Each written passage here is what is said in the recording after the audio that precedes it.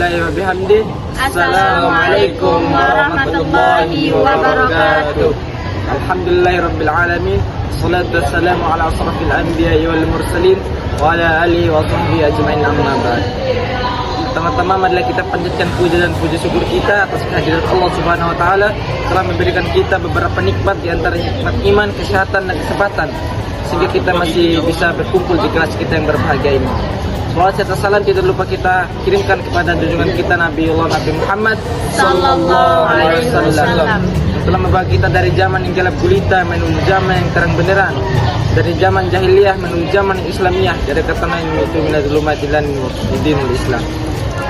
Kami dari kelompok 6 ingin mempresentasikan materi kami yang berjudul Perkembangan Islam pada Masa Orde Lama. Sebelum itu, perkenalkan, nama saya Hidayat Solihin dengan NIM 240101039. Saya Nadia Septiani dengan NIM 240101040. Saya Akmaluddin dengan NIM 240101044. Selamat menonton, guys. Pertama itu Piagam Jakarta. Setelah Jepang menjanjikan kemerdekaan kepada bangsa Indonesia pada tahun 1945, dibentuklah Badan Penyelidik Usaha Persiapan Kemerdekaan Indonesia, yaitu BPUPKI. Badan ini bertugas menyusun dasar negara dan rancangan konstitusi bagi Indonesia yang akan merdeka. Dalam sidang-sidang BPUPKI muncul dua arus besar pemikiran. Yang pertama itu kelompok Islamis yang menginginkan dasar negara berdasarkan ajaran Islam. Kemudian yang kedua itu kelompok nasionalis atau sekuler yang menghendaki dasar negara yang bersifat umum dan tidak berdasar pada agama tertentu. Perbedaan yang cukup tajam ini muncul ketika membahas hubungan antara agama dan negara, terutama mengenai apakah Islam akan dijadikan dasar negara bagi Indonesia yang mayoritas penduduknya Muslim. Kemudian lahirnya Piagam Jakarta.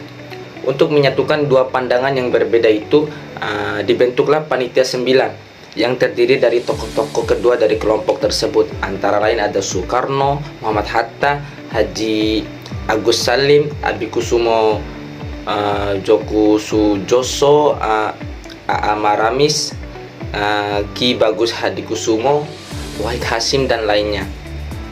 Panitia ini berhasil memutuskan atau merumuskan kompromi yang dikenal dengan nama Piagam Jakarta.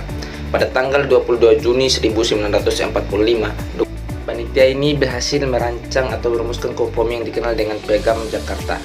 Pada tanggal 22 Juni 1945, dokumen ini berhasil berisi rancangan pembukaan Undang-Undang 1945. Yang di dalamnya terdapat sila pertama yang berbunyi ketuhanan dengan kewajiban menjalankan syariat Islam bagi pemeluk-pemeluknya. Rumusan ini mencerminkan keinginan umat Islam agar pelaksanaan syariat Islam diakui secara konstitusional tanpa memaksakan ajaran Islam kepada pemeluk agama lain. Kalimat ini sering disebut sebagai 7 kata yang sangat bersejarah. Kemudian perubahan Piagam Jakarta menjadi Pancasila. Namun sehari setelah proklamasi kemerdekaan 18 Agustus 1945 itu, beberapa tokoh dari Indonesia Timur, khususnya perwakilan Kristen, menyampaikan keberatan terhadap kalimat dengan kewajiban menjalankan syariat Islam bagi pemeluk-pemeluknya. Mereka khawatir hal tersebut menimbulkan kesan bahwa negara Indonesia ini adalah negara Islam, padahal mereka ini negara yang menjamin kebebasan beragama bagi semua pemeluk agama. Atas dasar persatuan nasional dan rasa toleransi, para tokoh Islam seperti Ki Bagus Hadikusumo, Haji Agus Salim, dan Wahid Hasim akhirnya bersedia menghapus 7 kata tersebut. Kalimat itu kemudian diubah menjadi ketuhanan yang Maha Esa. Perubahan ini disetujui secara bulat oleh Panitia Persiapan Kemerdekaan Indonesia, yaitu PPKI, dan ditetapkan sebagai bagian dari pembukaan Undang-Undang 1945. Langkah kompromi ini menunjukkan kelapangan hati, kedewasaan politik umat Islam yang menempatkan kepentingan bangsa di atas kepentingan kelompok. Kemudian makna Piagam Jakarta bagi bangsa Indonesia. Meskipun 7 kata tersebut dihapus sebagai Piagam Jakarta tidak hilang, nilai-nilai ketuhanan dan moral Islam tetap menjadi jiwa dari sila pertama Pancasila. Karena itu, para ulama dan tokoh Islam menganggap bahwa Pancasila ini masih mengandung substansi ajaran tauhid dan nilai-nilai universal Islam seperti keadilan, persaudaraan, dan kemanusiaan. Dalam konteks ini menjelaskan bahwa Pancasila merupakan bentuk negara kebangsaan yang religius, bukan negara agama dan bukan pula negara sekuler. Istilah ini diperkuat oleh pandangan Mahfud MD yang dikutip dalam naskah tersebut. Indonesia bukan negara tetapi juga bukan negara sekuler. Pancasila adalah dasar negara yang religius karena di dalamnya terkandung nilai-nilai keagamaan yang melindungi semua pemeluk agama. Kemudian yang kedua, peran umat Islam dalam penentuan bentuk negara Indonesia. Yang pertama, peran tokoh dan organisasi Islam dalam perdebatan dasar negara. Umat Islam memiliki peran yang sangat besar dalam pembentukan dasar dan bentuk negara Indonesia. Sejak masa perjuangan kemerdekaan hingga pembahasan konstitusi, tokoh-tokoh Islam memainkan peran kunci dan perumusan arah ideologis bangsa. Dalam artikel ini disebutkan bahwa kelompok Islam meskipun mayoritas tetap mengutamakan kepentingan nasional. Mereka menahan diri untuk tidak memaksakan kehendak menjadikan Islam sebagai dasar negara demi menjaga persatuan dan integrasi bangsa yang baru mereka merdeka. Kemudian tokoh-tokoh seperti yang pertama itu Haji Agus Salim menekankan pentingnya kebebasan beragama dan bingkai negara internasional. Kemudian Ki Bagus Hadikusumo itu meski awalnya tegas memperjuangkan dasar Islam, akhirnya menerima kompromi Piagam Jakarta demi keutuhan bangsa. Kemudian Kiai Haji Wahid Hasyim berperan penting dalam perundian yang menghasilkan Kementerian Agama dan 1946 sebagai wadah pembinaan kehidupan beragama. Kemudian kompromi politik dan kematangan umat Islam. Dalam konteks politik, umat Islam disebut dalam artikel ini telah menunjukkan kematangan dan pengambilan jalan tengah antara dua ekstrim, negara agama dan negara sekuler.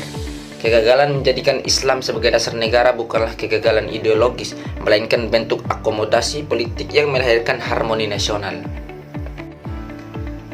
Kemudian perjuangan umat Islam dalam bidang pendidikan dan kebudayaan kehidupan bernegara.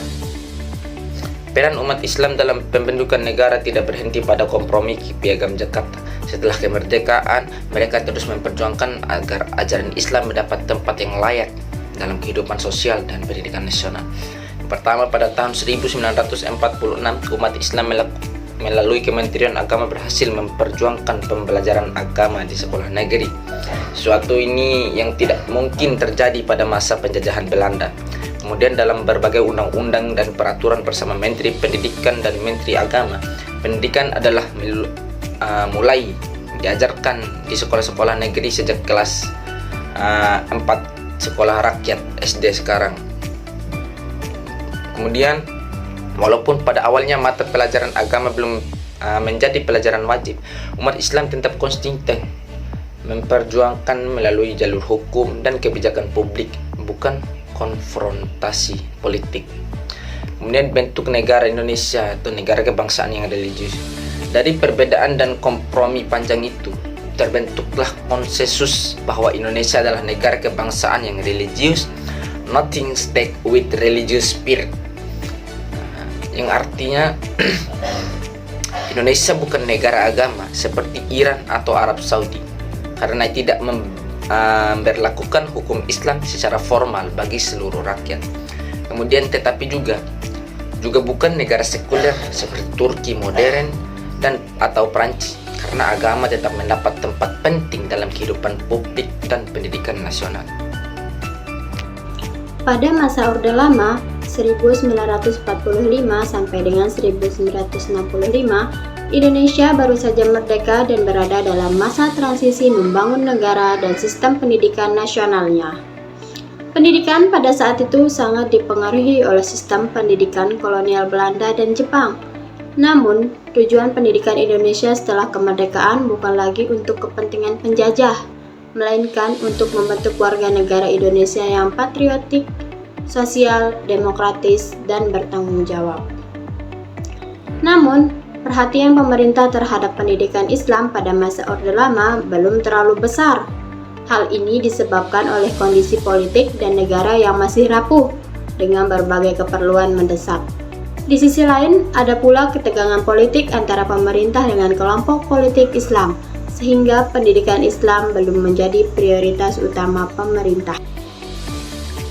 Pemerintah Orde Lama menyadari pentingnya pendidikan termasuk pendidikan agama, sehingga mulai mengambil beberapa kebijakan berdasarkan pasal 31 UUD 1945 yang mengatur hak warga negara atas pendidikan, di antaranya 1. Madrasah dan pesantren. Pemerintah mengakui madrasah dan pesantren sebagai lembaga pendidikan yang sudah lama berakar di masyarakat Indonesia. Melalui keputusan Badan Pekerja Komite Nasional Indonesia Pusat atau yang disebut BPKNIP 1945, madrasah dan pesantren diberi perhatian dan bantuan material serta bimbingan dari pemerintah. Madrasah adalah hasil modernisasi pendidikan Islam dari pesantren yang diakui jika memenuhi jam pelajaran agama tertentu. Yang kedua ada madrasah wajib belajar atau MWB. Diperkenalkan pada tahun 1958 sampai dengan 1959 sebagai lembaga yang melaksanakan kewajiban belajar 8 tahun. MWB bertujuan mengembangkan jiwa bangsa sesuai dengan kemajuan ekonomi dan industrialisasi. Yang ketiga ada Sekolah Guru Agama Islam. Sekolah guru ini mulai didirikan pada tahun 1948 dengan Sekolah Guru dan Hakim Islam atau SGHI di Solo. Meski sempat terhenti karena konflik kemiliteran, setelah kedaulatan RI diserahkan, sekolah guru dibuka kembali di Yogyakarta dengan sistem ikatan dinas sehingga lulusan menjadi guru PNS. Yang ketiga ada Sekolah Guru Agama Islam. Sekolah guru ini mulai didirikan pada tahun 1948 dengan Sekolah Guru dan Hakim Islam atau SGHI di Solo.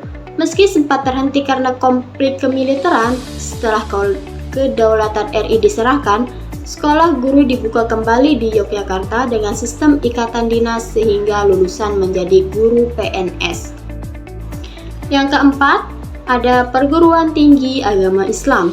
Perguruan Tinggi Agama Islam mulai berdiri sejak masa pra-kemerdekaan dan berkembang dengan adanya perguruan tinggi seperti Institut Agama Islam Negeri yang menjadi pusat pendidikan tinggi bidang keislaman yang dikelola pemerintah. Yang terakhir ada Kurikulum Pendidikan Agama Islam atau PAI. Pada masa Orde Lama, pendidikan agama Islam sudah masuk dalam kurikulum sekolah meski pengajarannya masih menjadi bagian dari bidang studi umum dan belum menjadi mata pelajaran inti yang mempengaruhi kenaikan kelas. Kurikulum agama Islam belum sepenuhnya mandiri. Selain itu, sejumlah kebijakan penting dalam membentuk keputusan dan undang-undang mengatur pendidikan Islam, antara lain 1. Keputusan BPKNIP 1945 yang memberi perhatian pada madrasah dan pesantren. Yang kedua, Keputusan Menteri Pendidikan 1946 membentuk panitia penyelidik pengajaran yang merekomendasikan pelaksanaan pelajaran agama di sekolah, pengangkatan guru oleh Kementerian Agama, serta peningkat kualitas madrasah dan pesantren. Yang ketiga ada Keputusan Bersama Menteri Pendidikan dan Menteri Agama 1946 mengatur pelajaran agama mulai kelas 5 sekolah dasar. Undang-Undang No. 4 Tahun 1950 yang mengatur pendidikan agama di sekolah negeri dengan kebijakan orang tua menentukan keikutsertaan anaknya. Yang keempat ada SKB 1951 yang menyempurnakan pengaturan pendidikan agama di seluruh wilayah Indonesia. Yang kelima ada Undang-Undang No. 12 Tahun 1954 yang memperkuat dasar hukum pendidikan nasional dan pendidikan agama. Yang keenam ada TAP MPRS No. 2 Tahun 1960 sebagai dasar pelaksanaan pendidikan agama dan instruksi penerapan Pancasila serta pendidikan agama di perguruan tinggi sampai universitas. Meskipun pemerintah sudah memberikan ruang dan menjalankan berbagai kebijakan, keadaan politik yang kurang kondusif antara kelompok nasionalis, sekular komunis, dan Islam membatasi perkembangan pendidikan Islam. Misalnya, pelajaran agama tidak mempengaruhi naik kelas dan adanya keterbatasan dukungan sumber daya. Secara teknis, kebijakan ini mengakibatkan lahirnya lembaga-lembaga pendidikan Islam seperti madrasah wajib belajar, sekolah guru agama, perguruan tinggi agama Islam, dan kurikulum pendidikan agama Islam yang mulai diterapkan. Yang terakhir yakni kesimpulannya, masa Orde Lama merupakan periode penting dalam pembentukan politik pendidikan Islam di Indonesia. Pemerintah mulai memberikan perhatian dan dukungan terhadap pendidikan Islam meskipun dalam keterbatasan kondisi politik dan ekonomi negara. Kebijakan yang diambil menjadi fondasi bagi perkembangan pendidikan Islam pada periode berikutnya. Kebijakan tersebut diilhami dan diwujudkan dalam implementasi pasal 31 Undang-Undang Dasar 1945 yang menegaskan hak setiap warga negara atas pendidikan, termasuk pendidikan agama Islam. Baik, saya selaku pemateri ketiga ingin menjelaskan tentang dinamika hubungan umat Islam dengan pemerintah pada masa Orde Lama. Di sini ada 3 periode. Yang pertama, periode masa kemerdekaan. Yang kedua, periode masa demokrasi liberal. Dan yang ketiga, pada periode masa demokrasi terpimpin. Setelah proklamasi kemerdekaan 17 Agustus 1945, bangsa Indonesia menghadapi tantangan besar dalam menentukan arah dasar negara dan identitas nasional. Di satu sisi, ada semangat nasionalisme yang kuat untuk menyatukan seluruh rakyat Indonesia yang berbeda suku, agama, dan budaya. Namun di sisi lain, umat Islam sebagai mayoritas penduduk ingin agar nilai-nilai ajaran Islam ikut menjadi dasar dalam kehidupan bernegara. Perdebatan ini muncul antara kelompok nasionalis sekuler yang ingin negara berdasarkan Pancasila dengan kelompok Islam yang mengusulkan negara ini berdasarkan syariat Islam. Akhirnya, Pancasila disepakati sebagai dasar negara. Namun, ajaran dan nilai Islam tetap memiliki peran penting yang membentuk moral, bangsa, dan kehidupan sosial masyarakat. Nah, pada periode awal kemerdekaan ini, hubungan pemerintah dengan umat Islam masih relatif baik, karena pada masa ini hubungan antara umat Islam dan pemerintah masih harmonis, karena umat Islam ini ikut aktif dalam pembentukan dasar negara dan penyusunan konstitusi. Selanjutnya ada perbedaan pemikiran di kalangan umat Islam. Pada masa Orde Lama, umat Islam tidak selalu satu suara. Mereka terbagi dalam 2 arus besar pemikiran. Yang pertama, kelompok modernis seperti Muhammadiyah yang ingin melakukan pembaruan dan modernisasi dalam pendidikan dan pemikiran Islam. Mereka menekankan pentingnya ilmu pengetahuan, rasionalitas, dan efisiensi organisasi dalam kehidupan beragama. Tokohnya antara lain Kiai Haji Ahmad Dahlan. Dan yang kelompok kedua yaitu kelompok tradisionalis seperti Nahdlatul Ulama yang ingin mempertahankan tradisi keagamaan dan budaya lokal yang sudah ada di masyarakat. Mereka menekankan pentingnya pesantren dan ulama dalam mendidik umat. Tokohnya antara lain Kiai Haji Hashim Asy'ari. Walaupun sering berbeda pandangan, kedua aliran ini tidak saling bermusuhan. Keduanya sama-sama berkontribusi dalam pendidikan, dakwah, dan pembinaan moral bangsa. Selanjutnya, hubungan Islam dan negara dalam bidang pendidikan. Pemerintah Orde Lama menyadari bahwa pendidikan memiliki peran penting dalam membangun karakter bangsa. Oleh karena itu, nilai-nilai Islam mulai diintegrasikan ke dalam sistem pendidikan nasional. Pada Desember 1946, diterbitkan Surat Keputusan Bersama atau SKB yang mewajibkan pelajaran agama di sekolah umum. Begitu juga sebaliknya, sekolah-sekolah Islam juga mulai menambahkan pelajaran umum seperti ilmu sosial dan sains. Kebijakan ini melahirkan dualisme pendidikan, yaitu sistem pendidikan umum dan pendidikan agama yang berjalan berdampingan. Tokoh penting yang berperan di bidang ini antara lain Kiai Haji Ahmad Dahlan yang memperbarui sistem pendidikan Islam agar melahirkan generasi berilmu dan beriman. Dan yang kedua, Kiai Haji Hashim Asy'ari menekankan pentingnya pendidikan pesantren yang menanamkan nilai moral dan budaya lokal. Selanjutnya pada periode masa demokrasi liberal, di mana dinamika politik Islam dan pemerintah. Yang pertama, masa awal kemerdekaan. Pada masa ini umat Islam sangat aktif dalam politik. Mereka mendirikan partai-partai Islam seperti Masyumi, yaitu Majelis Syura Muslimin Indonesia dan Nahdlatul Ulama. Dalam pemilu pertama tahun 1955, partai-partai Islam mendapatkan suara besar. Namun, suara mereka terpecah antara Masyumi dan NU sehingga tidak bisa menjadi kekuatan mayoritas di parlemen.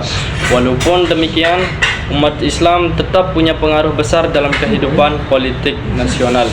Pada periode masa demokrasi liberal ini, hubungan cukup tegang. Meskipun umat Islam masih aktif dalam politik, terjadi perbedaan kepentingan dan pandangan antar partai Islam dan antara Islam dengan pemerintah, sehingga hubungan mulai memanas. Dan yang kedua, pada masa demokrasi terpimpin. Memasuki masa ini, Presiden Soekarno menerapkan sistem demokrasi terpimpin, di mana kekuasaan banyak terpusat pada dirinya. Soekarno memperkenalkan konsep Nasakom, yaitu nasionalisme, agama dan komunisme, untuk menyatukan kekuatan politik di Indonesia. Namun, umat Islam menolak keras komunisme karena dianggap bertentangan dengan ajaran Islam. Akibatnya, Partai Masyumi yang menolak Nasakom dibubarkan pada tahun 1960 dan banyak tokohnya ditahan. Dan Partai NU memilih beradaptasi, tetap mendukung pemerintah agar tetap bisa berperan. Yang terakhir, gerakan perlawanan Islam, yaitu kasus Darul Islam. Gerakan ini dipimpin oleh Sekarmaji Marijan Kartosuwiryo yang memproklamasikan negara Islam Indonesia pada 7 Agustus 1949 di Jawa Barat. Gerakan ini lahir dari kekecewaan terhadap perjanjian Renville pada tahun 1948 yang membuat pasukan Islam harus mundur dari Jawa Barat. Kartosuwiryo membangun tentara Islam Indonesia dengan tujuan menegakkan negara Islam berdasarkan hukum Allah. Pemerintah menganggap gerakan ini sebagai pemberontakan sehingga dilakukan operasi militer besar-besaran. Akhirnya Kartosuwiryo ditangkap dan dieksekusi pada tahun 1965. Gerakan ini menjadi bukti bahwa ada konflik ideologis antara kelompok Islam politik dan pemerintah yang berhaluan nasionalis sekuler. Jadi kesimpulannya adalah secara keseluruhan hubungan antara umat Islam dan pemerintah pada masa Orde Lama bersifat dinamis, di mana mengalami pasang surut antara kerjasama dan konflik. Pada awal kemerdekaan 1945 sampai 1950, hubungan relatif baik karena umat Islam ikut aktif dalam pembentukan dasar negara dan kebijakan pendidikan. Dan yang kedua, masa demokrasi liberal pada tahun 1950 sampai 1959, hubungan cukup tegang karena terjadi perbedaan politik dan fragmentasi antar partai Islam. Dan yang terakhir, masa demokrasi terpimpin pada tahun 1959 sampai 1966, hubungan menjadi memburuk ditandai pembubaran Masyumi dan munculnya pemberontakan. Meskipun mengalami tekanan politik, Islam tetap bertahan dan berkembang melalui pendidikan, dakwah, dan kegiatan sosial, menjadi pondasi bagi kebangkitan Islam di masa Orde Baru. Sekian video presentasi dari kami. Kurang lebihnya kami mohon maaf. Kalau kurang mohon dilengkapi, kalau lebih mohon dikembalikan.